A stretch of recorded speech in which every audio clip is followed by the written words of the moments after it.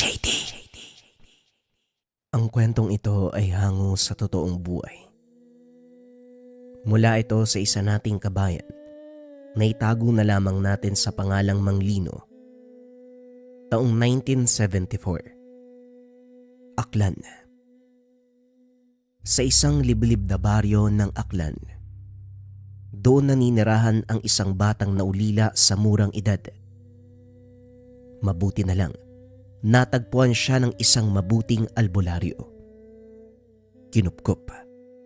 Tinuring na tunay na apo. Ang pangalan ng albularyo ay si Manglino. Makalipas ng ilang taon ay natuklasan niya ang patungkol sa ina ng batang inampon.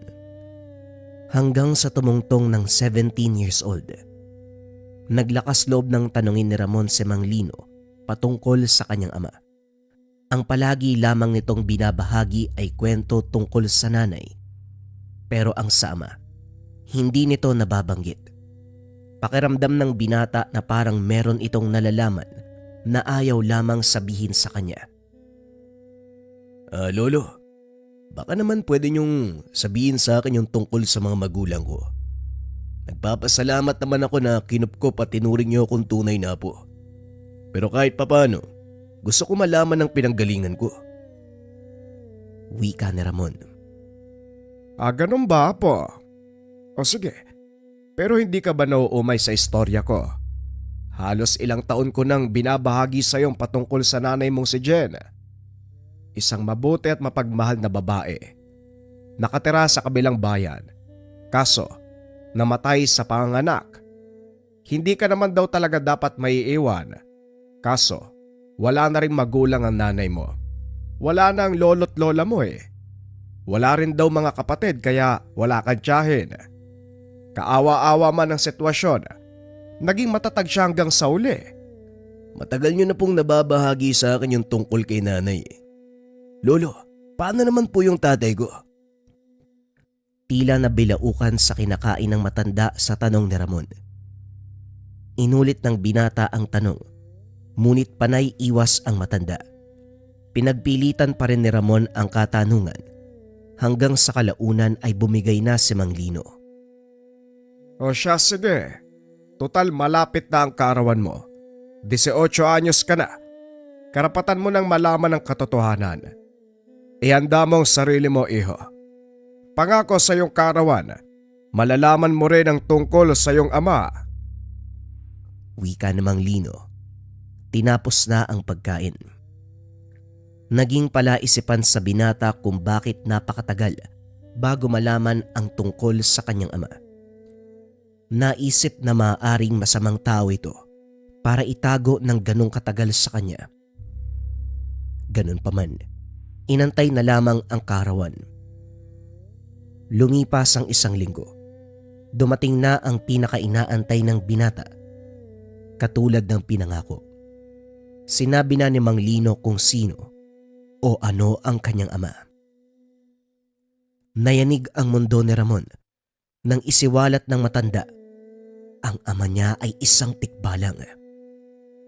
Hindi naman palabiro ang matanda, kaya hindi niya alam kung ano ang mararamdaman. Sigurado ho ba kayo? Baka naman binibiro lang kayo ng kausap niyo. Hindi, apo.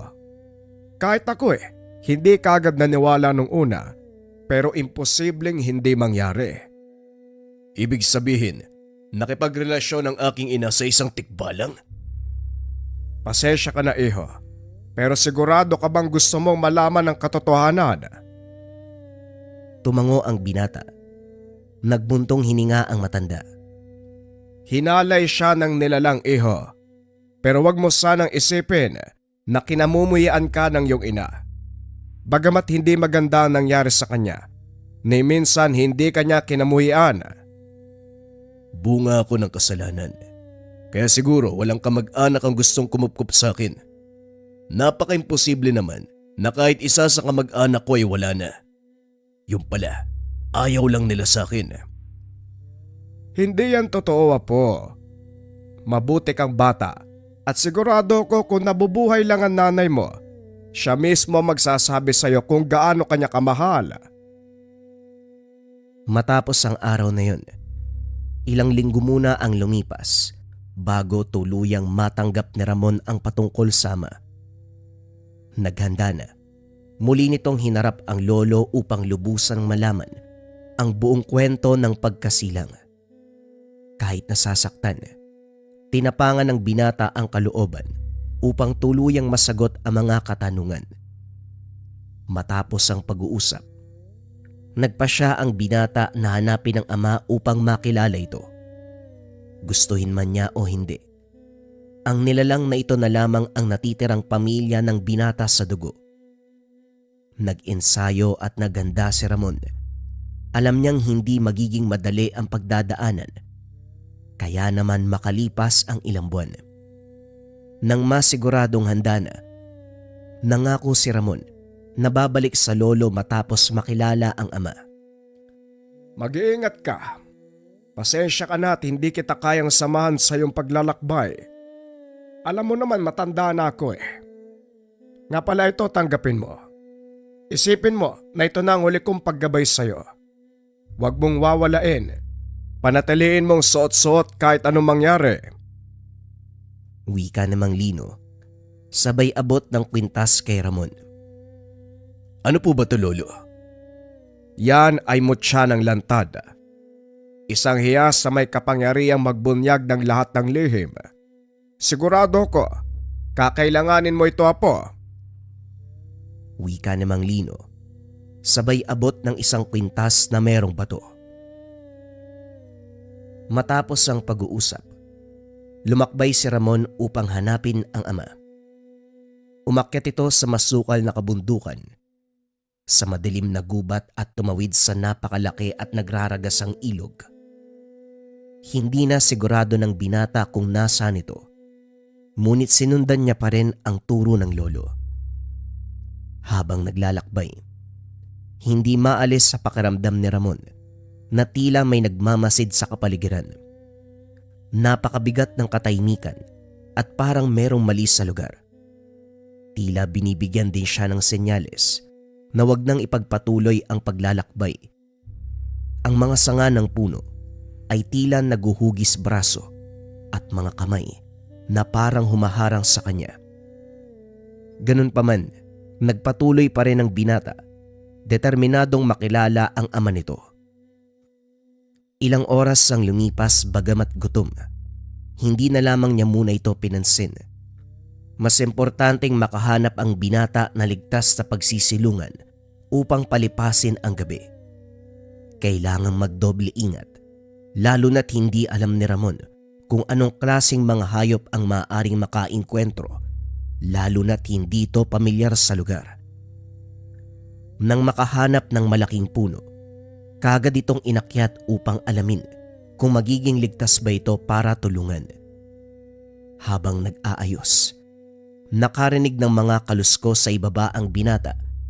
Kaagad siyang tumigil sa pagkilos upang alamin kung panganib ba ang pinagmula ng ingay.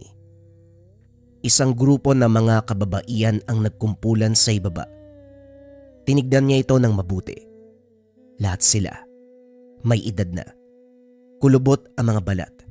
Mahaba at puti ang mga buhok.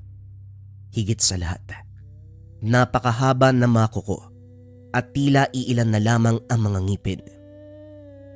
Nasaan ang lalaking yon? Nandito lang siya. Nararamdaman ko ang presensya. Wika ng isa sa mga kababaihan. Mula sa likuran, isang mas matandang babae ang dahan-dahang lumabas sa dilim. Nakakakilabot ang mga ngiti. Tila 2 taong gulang na ang edad. Huwag na kayong mag-alala mga kapatid. Nandito lamang siya. Buksan niyo ang mga mata at makikita niyo rin sila. Wika ng matanda. Kahit medyo malayo, tumatagos sa puso ni Ramon ang takot mula sa bibig ng matanda. Biglang napatingin sa itaas ang grupo at ngumiti ang lahat. Iho, bumaba ka na riyan. Hindi ka namin sasaktan. Meron lang kaming kailangan. Halika na. Huwag mo kaming pahirapan. Wika ng isa pa sa mga babae. Sige na iho, bumaba ka na rito. Siguradong hindi mo magugustuhan kung kami ang aakyat dyan. Wika ng isa pang babae. Tila ito ang nagsisilbing leader ng grupo. Hindi sinunod ni Ramon ang utos ng grupo. Bagkus ay lalo pa itong umakyat. Naghanap ng paraan upang makatakas. Nang mapansin nila na tila walang balak bumaba ang binata, kagad inilabas ng isa sa kababaihan isang uri ng pulang tela na puno ng mga insekto. Oras na para ilabas sa mga alaga natin, Pinunong Ignacia. Tanong ng isang babae. Mukhang hindi ito madadaan sa santong dasalan. Kapatid, pakawalan mo ang ating mga alaga. Wika ni Aling Ignacia. Sumugod ang babae. Nagpakawala ng mga alupihan at mga alakdan. Gumapang ang mga ito sa puno ng napakabilis. Doon napagtanto ni Ramon. Grupo ng mga mambabarang ang nakaengkwentro. Dahil hindi makalis at walang ibang patutunguan, kagad nilabas ni Ramon ang kanyang itak. Sabay hampas sa mga gumagapang na peste. Dahil sa talim ng itak, kumislap ito sa tulong ng buwan. Bawat hiwa ay tumatama, nag-iiwan ng durog na insekto sa lupa. Bagamat pumapalag, dahil sa dami ng peste, hindi maiwasang makagat paminsan-minsan ang binata. Unti-unti ay napapagod na rin ito. Hindi lumalaban, hindi niya namalayan na dahan-dahan na palang lumiliit ang punong tinutungtungan. Meron palang mga insekto sa baba na unti-unting kinakain ang ugat ng puno. Alam mo iho, kaya naming patigilin ang lahat ng ito. Kailangan lang namin ang mutsyang hawak mo at papakawalan ka rin namin. Dahil sa sinabi ng matanda, lalong hinigpitan ni Ramon ang pagkakahawak sa mutya. Nandilim ang itsura ni Aling Ignacia sa ginawa ng binata. Itinaas ng matanda ang braso ng isa sa kasama nito. Pinunit ang balat at tila may binalot na tuyong damo. Hindi na nasubaybayan ni Ramon kung paanong naging latigo ang hawak. Nagsambit ng orasyon ng matanda. Kagad hinampas sa direksyon ng binata. Tumagos ang sugat na natamo ni Ramon. Napasigaw ito sa sakit at halos makita na ang buto nito sa balikat kung saan tumama ang latigo. Ngunit imbis na umatras, tumalon siya mula sa puno at gumulong sa lupa. Napakabilis ng binata at kagad sinaksak ang dalang itak. Tumama ito sa tiyan ng isa sa mambabarang. Hindi na nakasagot pa ang babae. Tumilapon ang dugo nito at sa sandaling yun, nag-init at nanginig ang mutya ng lantad sa dibdib ni Ramon. Isiniwalat din ito na hindi lahat ng kasama ay tao. Sa 15 kababaihan, tanging 7 lamang ang talagang naroon. Gawa sa insekto ang lamang loob ng iba. May mga mata ngunit purong itim ang mga ito. Kagad pinaslang ni Ramon ang grupo. Galit na galit ang 3 natirang mambabarang. Naghawak na mga kamay ang 3 at sabay-sabay nagsambit ng orasyon. Sa gitna ng 3, sumabog ang itim na usok at bigla silang naglaho. Itinaas ni Ramon ang mga kamay upang pagpagi ng usok at takpan ng muka. Hindi kagad ito pinatakbo nang makitang libo-libong bubuyog ang lumalabas mula sa usok. Napakabilis ng mga insekto at sa bawat madaanan nito ay biglang lumiliyab. Tila may dalang apoy ang bawat bubuyog. Mabuti na lamang naalala ni Ramon ang ilog na nadaanan kanina. Kagad niya itong nakita at tumalon ito sa tubig. Kagad namatay ang mga insekto sa lakas ng agos at kalaunan. Nakaahon na si Ramon sa tubig. Gutom, nanlalamig, naghahabol ng hininga. Gayunpaman nagpapasalamat ang binata dahil buhay pa ito. Kagad tumayo si Ramon. Alam niyang wala siyang panahon para magpahinga. Lalo na't meron pang 3 mambabarang na gagawin ang lahat. Makuha lamang ang mutya sa kanya. Kahit madilim, nagpatuloy sa paglalakad si Ramon. Kailangan niyang makarating sa tirahan ng matanda bago pa ito mapas lang ng grupo. Gamit ang ilaw ng mutya, naaninag nito ang daanan. Kaso nga lang, ang ilaw na yon ang dahilan kung bakit siya natunto ng 3. Kagad nagpalipad ng mga ipis at gamo-gamo ang isa sa mga kababaihan. Pinagpapalo nito ang mga insekto, ngunit dahil sa dami, marami pa rin ang kumakagat sa kanyang balat. Muli siyang tumalon sa tubig upang mamatay muli ang mga insekto. Ngunit hindi inasahan ng 3 na bigla itong umahon at binato ang itak. Tumama ito sa leeg ng isa sa mga mambabarang. Kagad dumupa ang mga insektong pinalipad. Si Aling Ignacia na lamang at isa pa sa mga kasamahan ang natitira. Itigil na natin to, Pinunong Ignacia.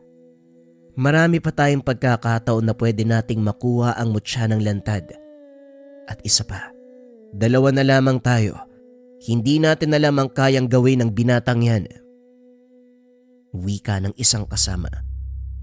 Kagad siyang nakatikim ng sampal sa isang matanda na si Aling Romana. Tila na-insulto ito sa sinabi. Bigla namang hinawakan ni Aling Ignacia ang kamay ng babae. Unti-unting nangitim ang balat nito. Parang natuyong kahoy ang tekstura. Katakot-takot ang itsura. Kagad itinaas ni Ramon ang mutya ng lantad. Lumiwanag ito. Pinakita ang tunay na itsura ng kaninay babae lamang. Naging isang napakalaking bubuyog ang nasa harapan ng binata. Kasing laki ito ng tao. Baluktot ang pangangatawan. May malaking pakpak. Napakalaki at bilog na itim ang mga mata. Balot na balot ng balahibo ang katawan. Ngunit ang kaibahan lamang, imbis na buntot, meron itong 3 malaking pangit na muka na siyang nagsisilbing bibig nito. Kagad itong sumugod at tinangkang kagatin ni Ramon, ngunit sinalubong niya ito ng isang napakalakas sa suntok. Sa loob ng kamao, naroon ang mutya ng lantad. Halos mahiwalay ang ulo ng halimaw sa katawan, ngunit hindi tumigil si Ramon. Pinaulanan niya ito ng mga atake. Pinagsasaksak ang nilalang hanggang sa hindi na ito gumalaw. Upang makasiguro, tuluyang hiniwalay ng binata ang ulo nito sa katawan. Hindi ako tinawag na pinuno nang walang dahilan. Maganda ka, iho. Pagbabayaran mo ang lahat ng ginawa mo. Wika ni Aling Ignacia. Ang lupa ay parang lumilindol. Ang hangin ay lumakas. Tila umiikot sa matanda. Nagsambit ng mga orasyon at halos lahat ng namatay na insekto muling nabuhay. Ginawa ni Ramon ang lahat upang labanan ang bawat insekto. Ilang beses lumundag sa tubig upang mamatay ang ilan. Ngunit tila nabubuhay muli ang mga ito. Bagamat napakalakas na ibinigay na kapangyarihan ng mutya sa binata, kalaunan ay nanghina na rin ang pangangatawan dahil sa lamig, puyat, pagod at gutom. Kalaunan nawala ng lakas si Ramon. Napahalakhak ng napakalakas si Aling Ignacia. Tuwang-tuwa sa akalang panalong nakuha. Sinabihan na kita. Ibigay mo lang ang mutya at papalayain ka namin. Pero hindi ka nakinig. Ngayon, pagbabayaran mo ang lahat. Bagamat tanggap na ni Ramon na nalalapit na ang pagkamatay, sa huling sandali, idinikit niya ang mutya sa dibdib. Kahit sa huling hantungan, hindi niya ibibigay ang mutya. Bukod sa ayaw nitong mapunta ang makapangyarihang bato sa hindi karapat-dapat, ito na rin kasi ang huling alaala na meron siya kay Mang Lino.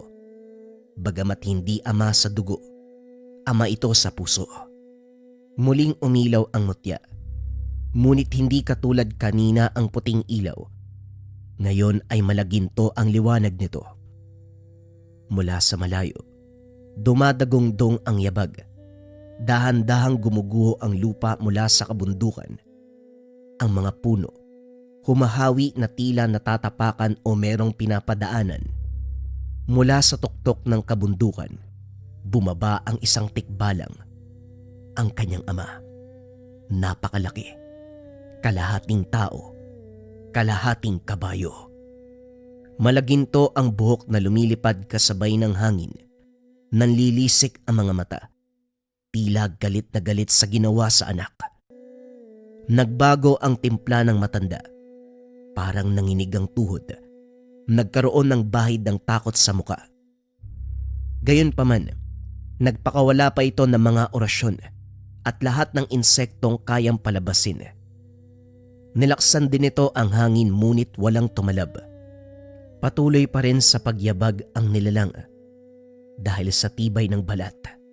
Kahit napapalibutan na ito ng insekto, parang wala lang lahat sa kanya. Sa tibay ng katawan, kahit sa hangin na kayang magpatumba ng puno ng nara, hindi tumatalab sa nilalang na ito. Sinubukang tumakbo palayo ni Aling Ignacia habang nagpapakawala pa rin ng mga insekto. Kaso nga lang, may hangganan ang lahat. Kalaunan naubos din ang mga alaga. Dahil sa katandaan, hindi na nito kinaya pang tumakbo. Naabutan din siya ng amang tikbalang. Isang hampas lang ng kanyang paa. Kagad nadurog ang katawan ng pinuno ng mambabarang. Ngunit bago ito mamatay, itinuro nito si Ramon. Nagsambit pa ng mga orasyon. Ang dugong tikbalang, yan ang magiging sumpa mo! Matapos magsalita, dinurog ito ng amang tikbalang. Ngayong karap na ni Ramon ang ama. Hindi nito alam kung saan sisimulan ang mga katanungan.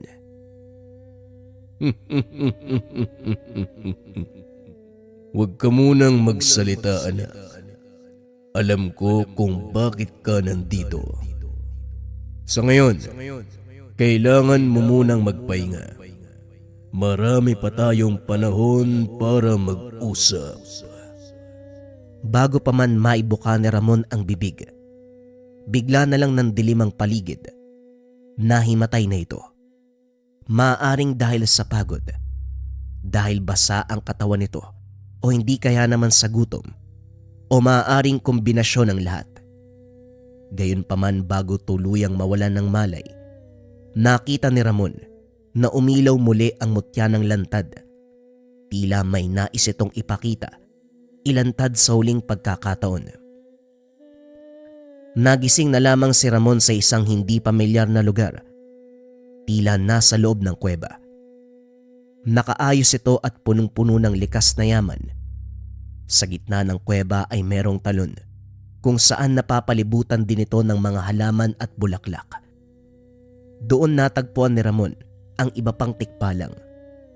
Tila munting komunidad. Kagad umakbay ang ama kay Ramon. Bakit niyo ako dinala sa lugar na ito? Hindi ba sila magagalit na nagdala kayo ng tao sa lugar ng mga tikbalang?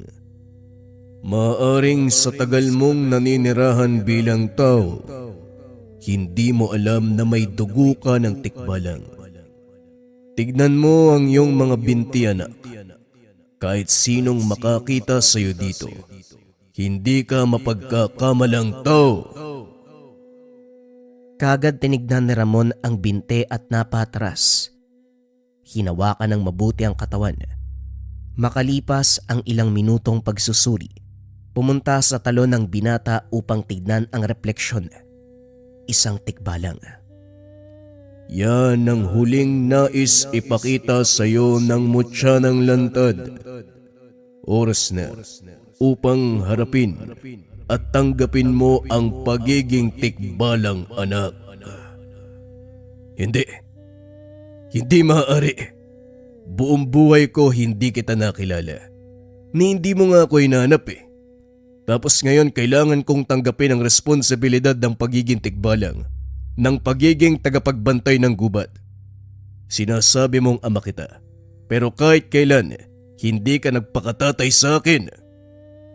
Hindi mo naiintindihan, anak. Hindi ko ginusto na iwan kayo ng nanay mo. Malalaman mo ang tunay na kaganapan. Katulad mo, nagsimula ako bilang isang normal na tao. Merong pamilya. Nagkaroon ng mga kaibigan. Isa sa mga naging kaibigan ko ay nanay mo. Tunay kami nagmahalan at kalaunan ay nabuka. Magpapatuloy dapat ang pagmamahalan. Ngunit aking nakita ang tungkol sa aking pinagmulan. Naalala ko pa nang ibigay sa akin ni Mang Lino ang mutya para malaman ko ang tungkol sa dugo ko. Kagad nagpalit ang aking anyo. Sinubukan namin ni Mang Lino alamin kung paanong matatanggal ang sumpa. Pero mukhang walang takas ang sinumang mabigyan nito. Kahit anong gawin, hindi na ako makakabalik pa sa mundo ng mga tao.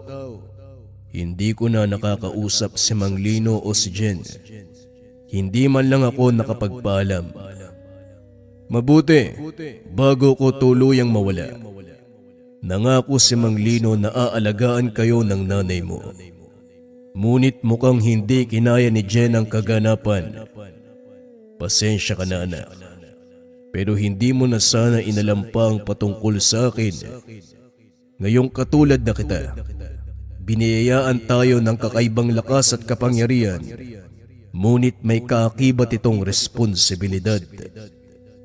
Pero ang sabi sa akin ni Lolo Lino, hinalay mo ang aking ina. Sinabi niya ang bagay na yun upang hindi mo na ako hanapin pa. Pero mukhang determinado kang makilala ko. Sinubukan ka lang ilayo ni Mang Lino sa kapamakan. Kahit pa ako ang magmukhang masama. Ang gusto lang namin, mabigyan ka ng proteksyon. Proteksyon. Pero nung pinagtutulungan ako kanina, hindi mo man lang ako tinulungan.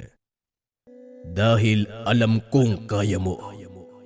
Sigurado kong hindi ka mamamatay sa mga una mong laban. At wari ko sana tumigil ka na at maisipan mong bumalik na lamang para sana hindi ka matulad sa akin. Hindi kagad nakapagsalita si Ramon. Inuunawa ang lahat ng kaganapan. Hanggang ngayon, hindi ka pa rin makakabalik sa mundo ng mga tao? Ibig sabihin, alam ni Lolo Lino na hindi kami magkikita pang muli, pero hinayaan niya ako para lang makasama kita, ang tunay kong ama. Halos napaluha na lamang si Ramon. Nagsakripisyo si Mang Lino para magsama silang dalawa, para lang matupad ang hiling niya na makilala ang ama. Simula noon, tinanggap na lamang ni Ramon ang pagiging tikbalang. Sa tulong ng ama, natutunan nito ang mga dapat gawin at patungkol na rin sa kanilang uri. Mula sa bundok, siya ngayon ang tagapagbantay, nakatingin sa malayo. Doon natatanaw ang kanyang lolo at ilang mga kaibigan na naiwan sa baryo. Naririnig niya ang mga ito, pero hindi malapitan. Tanging ang malamig na hangin at tahimik na buwan ang saksi ng kanyang pangungulila. Ngayon katulad ng ama, isa na rin siya sa nilalang na walang lugar sa mundo ng mga tao. Sa hindi malamang dahilan, muling bumalik ang mutya ng lantad kay Mang Lino. Tila hinatid ito nang hindi nakikitang nilalang. Sa paghawak ng matanda, ramdam niya ang pagmamahal. Ramdam niya ang pasasalamat ni Ramon sa sakripisyo at pagmamahal na ibinigay niya sa buong taon na nasa mundo ng mga tao si Ramon. Habang buhay hindi makakalimutan ni Mang Lino ang patungkol sa kanyang ampon na si Ramon, pati na rin sa kanyang ama na isang nilalang na kung tawagin ay tikbalang. Ang kwentong ito ay hango sa totoong buhay. Mula ito sa isa nating kabayan na itago na lamang natin sa pangalang Glenn. Taong 1996, Quezon. Ang tanging kabuhayan ng pamilya ni Glenn mula pa sa mga ninuno, pangunguha ng ratan sa liblib na kagubatan. Buwis buhay, hindi lang dahil sa malakas na bugso ng tubig sa ilog o matarik na daanan ang sasalubong. Naroon din ang mabangis na hayop at elementong minsan ang tumangay ng tao. 7 anyos nang matutong manguha ng ratan, baging, tilob at bamban. Sumasama sa lolo na tumanda sa ganitong hanap buhay.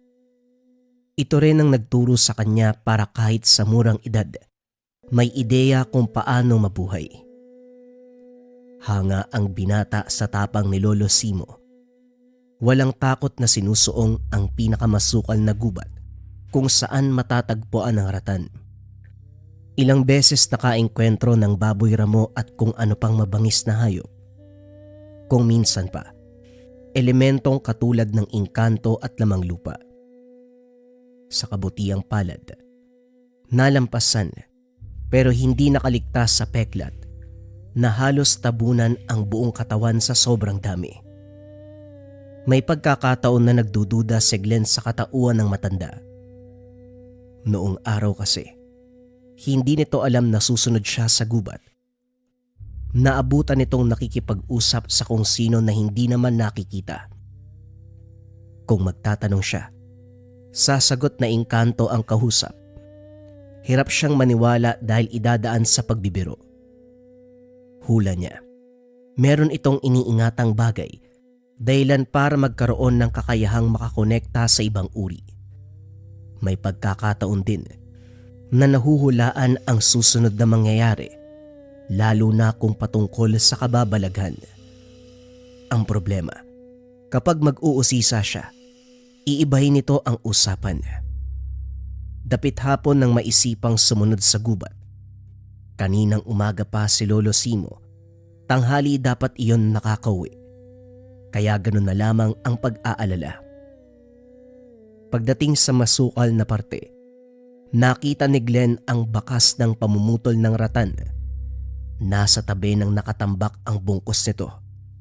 Kaso nga lang, hindi mahagilap ang matanda. Lumakad sa unahan, sinilip ang bawat kumpol ng mga halaman hanggang sa nasepat sa hindi kalayuan si Lolo Simo. Kagaya ng mga nakasanayang tagpo, meron itong kinakausap sa hangin. Tahimik na pinagmasdan ng binata ang galaw ng matanda. Panay ituturo sa naglalakihang puno sa paligid. Hindi nagtagal, bumalik si Lolo Simo sa lugar kung saan iniwanan ang nakuwang ratan. Nauna si Glenn. Doon nagpanggap na kakarating lamang. Habang pababa ng kabundukan, tahimik na sumunod ang binata. Sa tinagal, ilang beses kumurap dahil nakakakita ng maitim na imahe sa hangin. Namataan sa gilid si Lolo Simo. Kinusot ang mga mata upang malaman kung nagkamali ba. Pero malinaw pa sa sikat ng araw na tama ang nakikita. May elementong nakasunod sa matanda. Gayunpaman, hindi magawang sabihin dahil natatakot na baka bumaling sa kanya. Kasama ito mula sa gubat hanggang sa bahay. Kasabay ng pagbaba ng pasangratan ay ang pagkawala ng elemento. Tinignan ng paligid dahil hindi na ito mahagilap. Sasama ka ba sa akin sa pagpunta sa bayan? Kung oo, magbadali ka na. Magbadali ka magberyenda dahil lalakad tayo kagad. Malayo yon at siguradong aabutin tayo ng gutom sa daan. Ipagbalot mo na lamang ako ng tinapay. Bilisan mo, aantayin kita sa labas.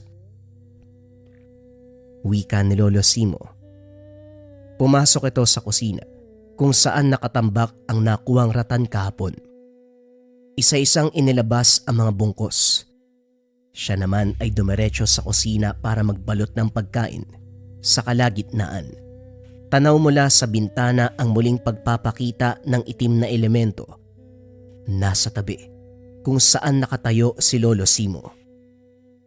Tuluyang naagaw ang pansin ng binata. Lumapit sa bintana. titig na titig sa elemento. Makaraan ng ilang sandali, bigla itong nawala kasabay ng pagtingin ng matanda. Glenn, sasama ka ba o hindi? Malapit nang lumubog ang araw. Abutin tayo ng hating gabi. Dito napukaw ang atensyon ng binata. Dali-daling sinara ang tahanan. Inabot ng takip silim sa daan. Hindi mapakali si Glenn dahil sa nakikitang itim na elemento. May hahalin tulad sa itim na usok na sumasabay lamang sa paggalaw ng hangin. Nang makarating sa bayan kung saan ibebenta ang ratan, bigla itong nawala. Pagkatapos matanggap ang salaping kinita, dumiretso sa pamilihan. Nakahinga si Glenn dahil hindi na nakikita ang elemento. Iniwanan siya ni Lolo Simon sa tabi. Ito na kasi ang nagtungo sa tindahan ng tabako. Bumalik naman makalipas ang ilang sandali pero hindi umabot sa kanya. Tinawag ito ng mga kakilala na nagtatagay sa gilid. Bilang respeto umupo muna. Sumenya sa kanya na mabilis lang. Tumango naman ang binata at matyagang nag-antay sa tabi. Sa pagdaan ng minuto, napansin ni Glenn ang isang lalaki sa likuran. Dumampot ng bote sa kabilang mesa at saka dali-daling humakbang para ihampas sa ulo ni Lolo Simo. Sisigaw na sana ang binata para balaan ng matanda. Kaso hindi na kailangan dahil lumitaw ang elementong itim. Wala naman itong ginawa pero yung lalaki ay biglang natalisod. Nabasag ang bote. Direktang bumaon sa muka ang bubog. Nagulat ang lahat at dali-daling sumaklolo. Glenn, halika na. Nagkakagulo na sila. Mabuti na lang hindi sa akin tumama. Kaunti na lang kasi ang kulang eh. Wika ni Lolo Simo nang makalapit. Lolo, wala po ba talaga kayong alam sa nangyayari? Tumingin si Lolo Simo sa binata. Nakaramdam ng takot si Glenn kung kaya't iniba ang usapan. Nagmamadaling nauna sa paglalakad. Gabi na habang binabaybay ang daan. Walang imik ang maglolo dahil abala ang atensyon sa kanya-kanyang hawak na sulo. Pagdating sa bahaging masukal, dito muling napansin ni Glenn ang elemento. Kahit gaano kadilim ang paligid, malinaw niya itong nakikita. Sa puntong ito, mas dikit kay Lolo Simo. Tutok na tutok ang binata hanggang sa napansin ang pag-iba ng hangin. Hindi lang pag-alingasaw ng matapang na amoy, may mabigat pa na presensya at parang may buhok na gumagapang sa binti. Sa tuwing iilawan ay nawawala. Napahinto din si Lolo Simo. Binigyan ng babala ang binata. Glenn, mabuti pang dumistansya ka muna. Hawakan mo ang bagay na ito. Sa itong balisong, gamitin mo kapag merong lumalapit. Sa ilalim siya ng balete nagtago, kung saan makapal ang nakalaylay na baging at mga halaman. Sakto lang na maikubli ang sarili. Iniwanan sa unahan ang sulo para kahit papano ay may liwanag. Habang nasa ganong posisyon, tanaw na tanaw si Lolo Simo. Nakahanda na ito. Nakatutok ang itak sa unahan. Ilang sandali pa lumitaw ang aswang na agarang sumunggab. Tumilapon ng matanda. Dali-daling bumangon para gumanti. Sa puntong ito mabilis ang kaganapan. Paglapit ng aswang diretso sa pagbagsak. Hindi naman sana tatama ang itak sa katawan nito. Hindi rin napansin ni Glenn na bumuelo ng taga kaya napapatanong sa kung paanong tinalo ang halimaw.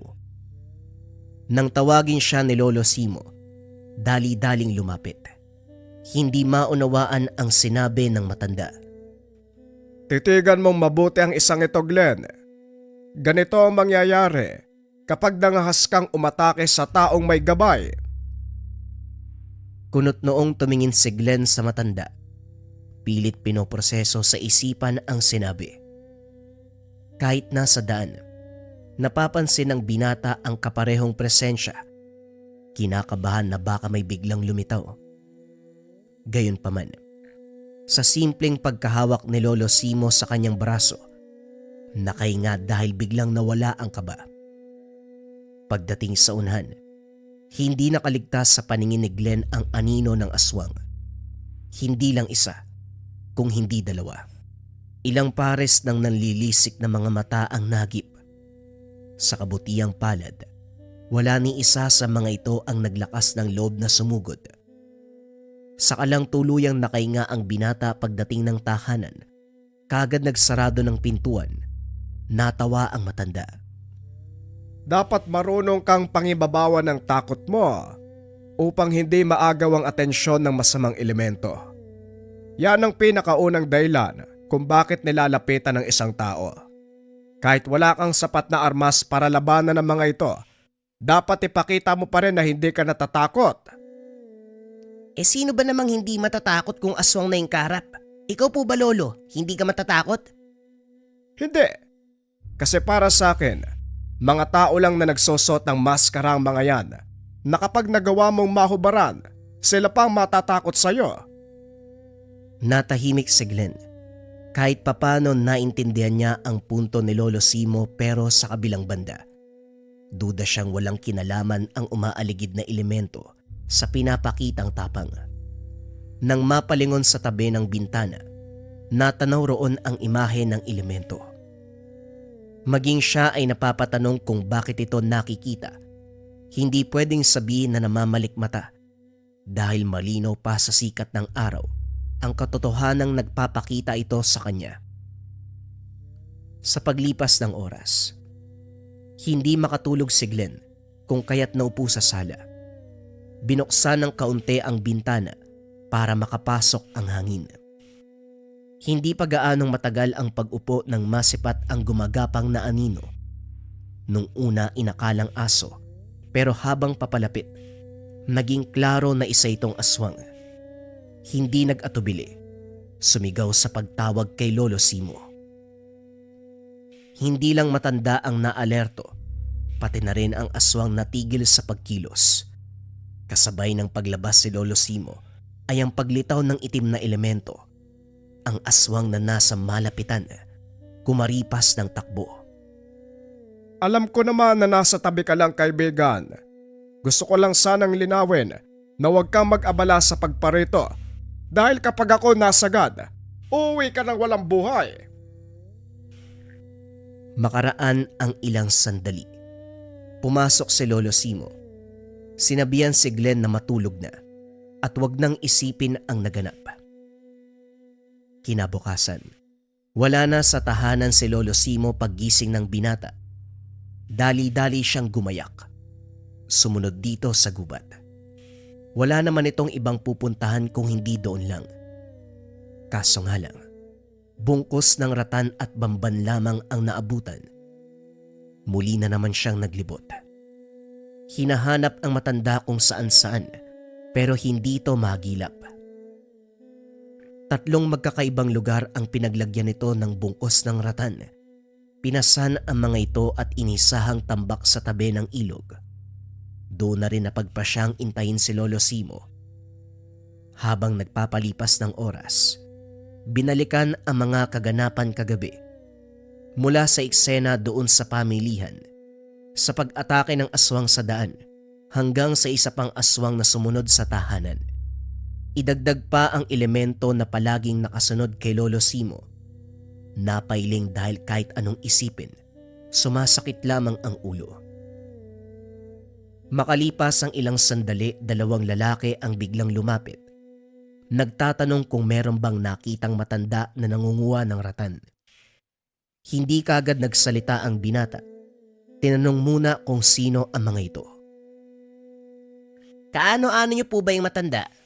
At saka sino-sino po ba kayo? Huwag kang mag-alala, iho. Wala kaming masamang balak sa matandang si Simo. Sa katunayan, hihingi kami ng tulong sa kanya.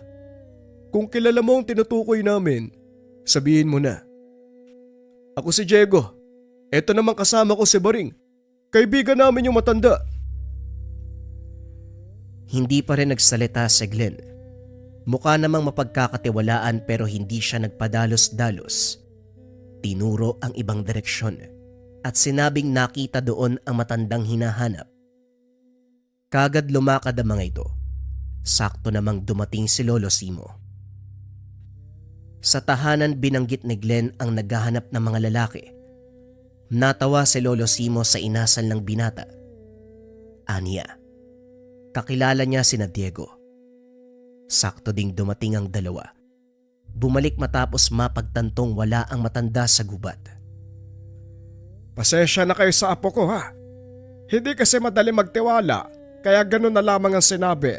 Huwag niyo sanang masamain. Medyo loko-loko pala yung apo mo ha. Pero hindi bali na. Naiintindihan namin na gusto ko lang niyang protektahan. May baho tayo. Kinakailangan namin ng tulong niyo, kagaya po dati. Pero may kaunting pagkakaiba kasi noon isa lang eh. Ngayon maramihan, grupong umaaligid. Wika ni Diego. Lolo Simo, kung nandoon ka lang noong nakaraang gabi, talaga mapapailing ka kasi sobra silang mapangas. Akala mo baboy kami na basta-basta na lamang lalapain. Diyos ko, mabuti talaga. May natira pang bala sa baril ni Mang Aki. Kasi kung wala, nako, ewan ko na lang kung ano nangyari sa amin. Lumapit si Glenn para marinig ang usapan. Dito napag-alaman na meron na palang katauhan ng matanda na hindi niya nalalaman. Isa itong manunugis ng aswang na dati pang pumapaslang. Sa malalayong lugar dumarayo kung kaya't walang ideya tungkol dito. Isa sa tumatak kay Glenn ang binanggit na meron itong gabay. Hindi nga lang malinaw kung ano ang tinutukoy dahil dali-daling pinutol ni Lolo Simo ang usapan. Nang mga sumunod na sandali, nagbalot ng damit ang matanda. Lalong nagtaka dahil maging damit niya ay sinama. Lolo, lilipat po ba tayo? Saan naman tayo pupunta? Tanong ni Glenn. May sasadyain lang ako doon sa kabilang bayan. Mananatili tayo doon ng ilang araw. Kaya kinakailangan ng damit. Kung may gusto ko pang dalhin, ilagay mo na rito para isahang dala na lang. Pagkatapos ng pagliligpit, binaybay ang daan patungo sa sasadyaing lugar. Walang imik. Dire-diretso sa pagakbang. Pagdating sa unahan, biglang huminto si Diego at Baring. Lo, hindi naman po ito daan eh. Ano ba ginagawa natin dito? Hindi ba madalas sa lugar na ito may kalaban? May pinaplano ka ba, Lolo Simon? Pwede bang wag na nating ituloy? Kamatayan lang yung pagpunta dito eh. Hindi pa nakasagot si Lolo Simon. Lumabas na mula sa iba't ibang direksyon ang mga kalalakian. Hindi armado pero malakas ang presensya. Pumalibot ang mga ito habang palipat-lipat ang tingin sa kanilang apat. Alisto naman si Diego at Baring na bumunot ng itak. Kaso pinigilan ni Lolo Simo. Mga iho, dadaan lang naman kami. Huwag niyong bigyan ng masamang kahulugan. Ito lang kasi ang daan patungo sa pupuntahan namin. Simo, wag na tayo maglokohan. Alam natin lahat na sinadya mo ang pagparito. Hindi ba? Tinanggal ng lalaki ang balot sa muka. Inilantad ang sarili. Nakilala ito ni Lolo Simo. Ikaw pala yan, Oliver. Sa paglipas ng panahon, dumarami ang batuta mo. Kagaya mo rin ba sila na pumapatay ng tao para lang ialay sa demonyo? Matagal na nung huli tayong nagkaharap. Hindi ko inasahan na magkikita ulit tayo ngayon. Tanda, masyado mo namang iniingatan ang pananalita mo. Hindi mo ako maluloko. Aminin mo, talagang sinadya mong pagdaan dito. Naglabas ng bote ang lalaki. Itim na likido ang laman. Nagtaka si Glenn nang hilahin siya palayo ni Diego habang si Baring at Lolo Simo matapang na umarap sa grupo. Alam mo, ayoko sanang maging bayolente, lalo na sa harapan ng apo ko. Pero kung hinihiling mo naman at para sa ikakatahimik mo, bakit hindi? Total, pareho namang mainit ang dugo natin sa isa't isa. Dito na tayo magtos. Tignan natin kung sino mananatiling buhay mamaya. Ngumiti si Oliver. Binuksan ang bote at saka isinaboy. Kaso mabilis na kumilos si Baring. Dumampot ng damit at saka inihagis. Dito tumama lahat ng likido. Ang sumunod na nangyari, pisikal ang laban. Kaso nga lang, nagpalit ng anyo ang grupo. Tumambad ang tunay na itsura ng mga ito. Sa takot napapikit si Glenn habang nakasiksik sa tabi. Tinakpa ng tenga dahil sa tindi ng ingay. Umabot hanggang laman ang hinig na dulot ng ingay ng mga aswang. Sa muling pagmulat, nakita kung paano isa-isang tinumba nila Lolo Simo ang kalaban. Maging ang elementong itim, nakisali na rin. Hindi nagtagal, si Oliver na lamang ang natitirang buhay pero nagtamo ng malubang sugat. Naghiingalo, hubo ng magpalit ng anyo. Hindi ko alam kung anong kabayang meron ka, tanda. Ilang beses na kitang pinagtangkan, pero ikaw pa rin ang nagwawagi. Huwag ka masyadong magpakampante dahil may kalalagyan ka rin. Mapatay mo man ako ngayon, hindi dito matatapos ang laban. Intayin mo si Padring. Siya mismo ang kakatay sa kaluluwa mo. Ang totoo niyan, si Padring talaga ang pupuntahan namin. Nasaan ba siya? Siguro naman, inaantay niya rin ang pagdating ko, ano? Sinamaan lamang siya ng tingin ni Oliver, pero hindi ito nakatagal ng pugutan ng ulo. Dali-dali itong inilagay sa sako. Tinali ang maayos at saka lumakad. Mahaba pa ang paglalakbay kung kaya't ilang beses ding huminto para makapagpahinga. Si Glenn na nasa paligid ang atensyon. Napansin ang iilang anino. Lahat ng mga ito ay nakamasid sa kanila. Nakasunod hanggang narating ang paroroonan. Tinawag ni Mang Aki ang matandang nagpatuloy sa kanila. Doon bumungad ang iilang kabataan. Ang ilan ay nakaratay, maraming benda sa katawan. Sa puntong ito, hindi makapaniwala si Glenn na malaman ang tungkol kay Lolo Simo. Unang nakilala ni Lolo Simo si Mang Aki doon sa kagubatan kung saan siya nangunguha ng ratan. Sugatan nito, lalo na ang kasamang bata. Naglalakad lamang ang mga ito pero biglang may aswang na umatake. Swerteng nasakluluhan ni Lolo Simo. Hindi rin inasahan na meron pang nabiktimang mga bata sa kabilang direksyon. Lahat na iligtas sa kaparehong pagkakataon. Ito ang naging simula ng pagkakaibigan. Dahil tubong lansangan ang mga bata, kinupkop ni Mang Aki. Nadagdagan pa dahil nasundan ang pagligtas ni Lolo Simo. Huli nitong nasakluluhan ay ang pangdurukot ng grupo ni Oliver. Kilala mo naman ang grupo ni Oliver, di ba?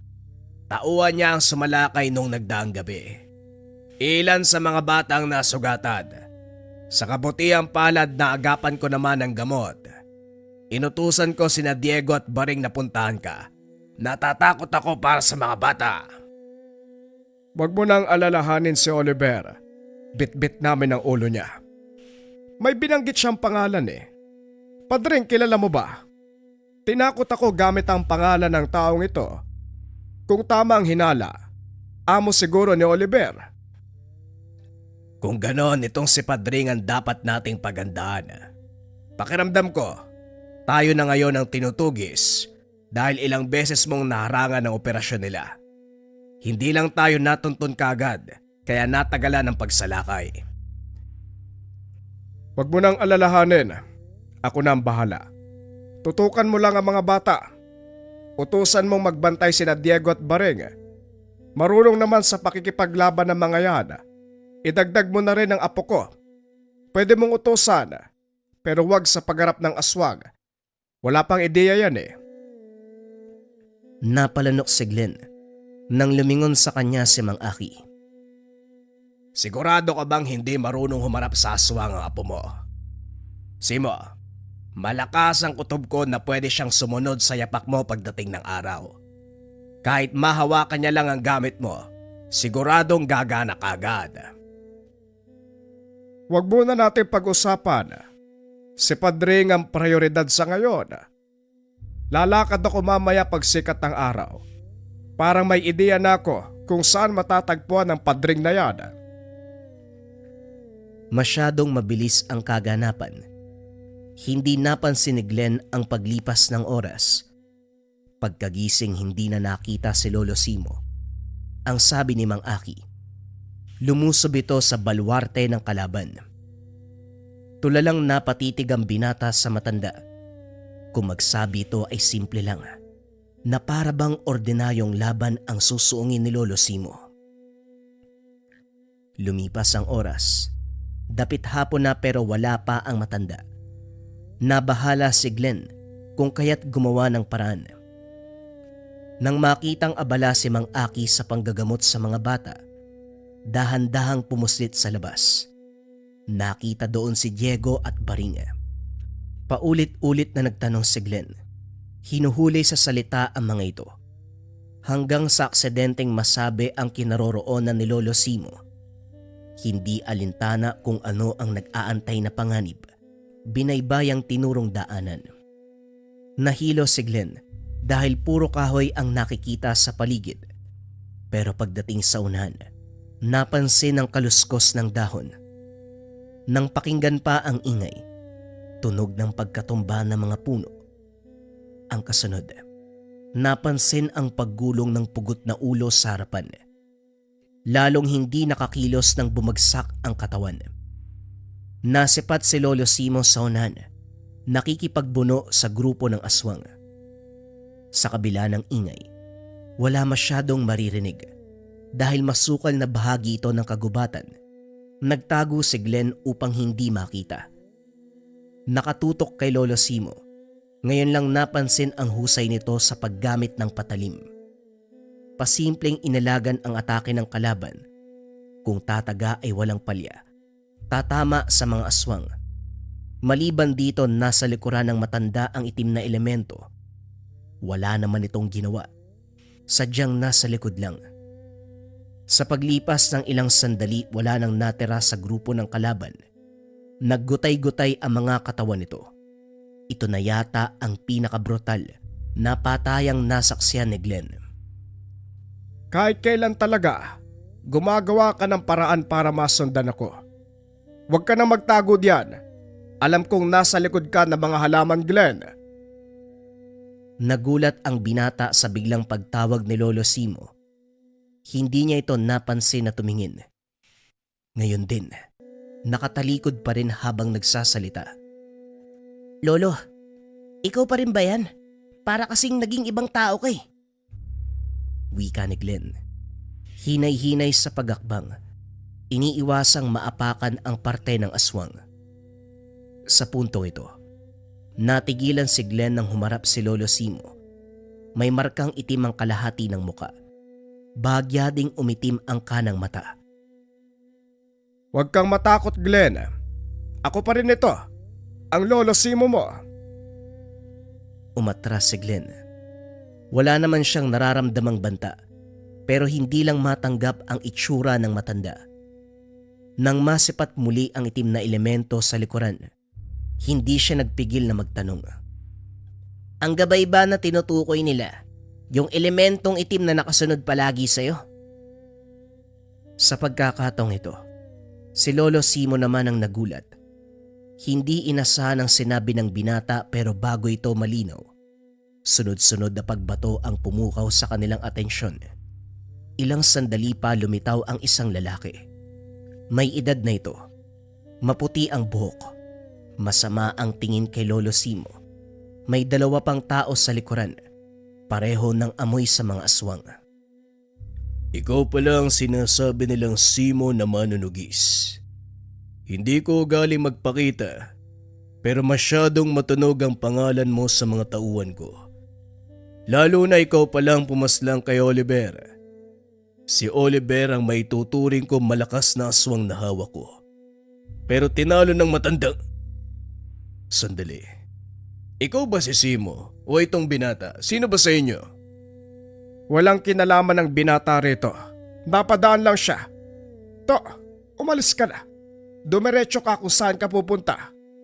Pasimple niyang sinenyasan ang binata na umalis. Kumaripas naman si Glenn, kaso huminto nang marinig ang mabangis na pag-alulong. Sa puntong ito, nagmistulang dambuhalang aso ang dalawang lalaki. Sinugod si Lolo Simo. Salitan ang mga ito ng atake. Hindi may kakaila ang lakas dahil nadaplisan lang ang matanda. Tumilapon na ito.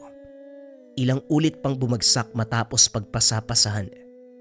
Hindi nagtagal bumaon ang ulo sa lupa matapos suntok-suntukin.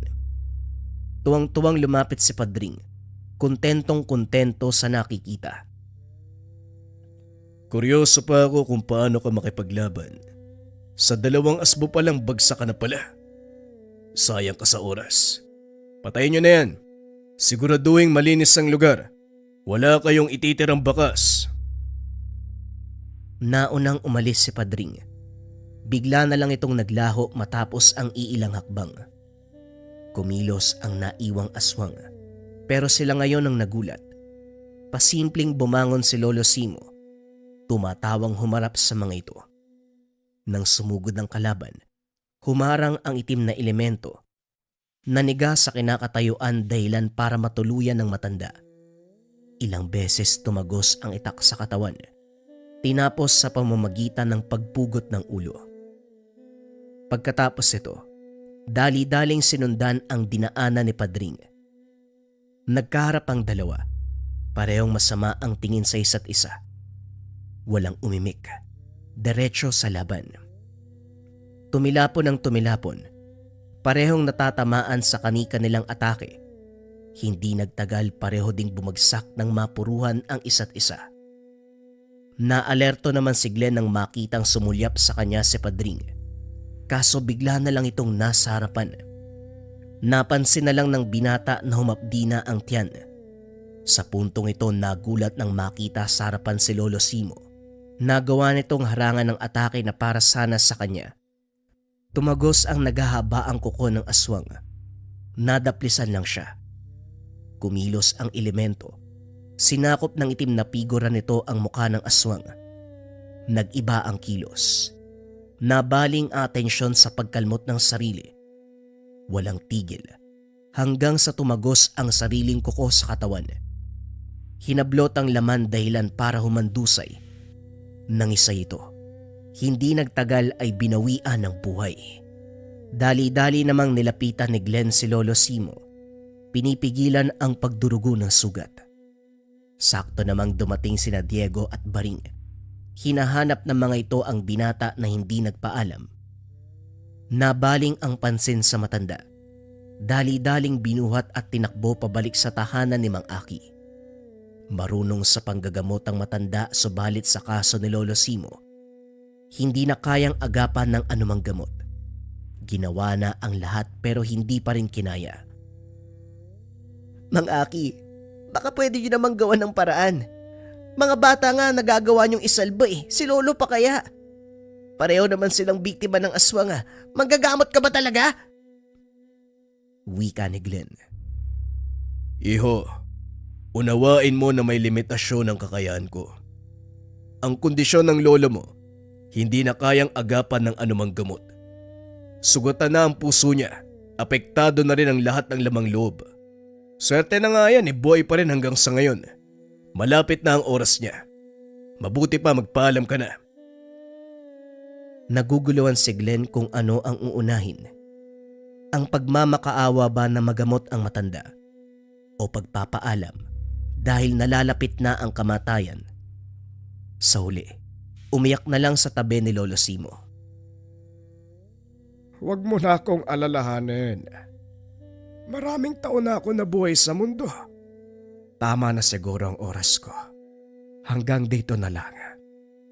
Tanggapin mo tong mutya. Alagaan mong mabuti. Dahil ito ang alaalang may iwan ko sa'yo. Pagdating na araw, pwede mo itong gamitin, Glenn. Mag-iingat ka. Matapos magsalita, tuluyang na maalam. Nagluksa ang lahat, maging ang mga batang nailigtas sa mga aswang. Inalala kung paanong nagbuwis ng buhay ang matanda para lamang maharangan ang mga nilalang. Maging sina Diego at Baring, saksing buhay sa pagiging manunugis ng yumao. Si Mang Aki naman, nagsisisi dahil hindi makatulong. Masakit ang mawalan sa buhay, subalit unti-unting naintindihan ni Glenn na merong hangganan ang lahat. Matapos mailibing ni Lolo Simo, nagpaalam siyang babalik na sa tahanan.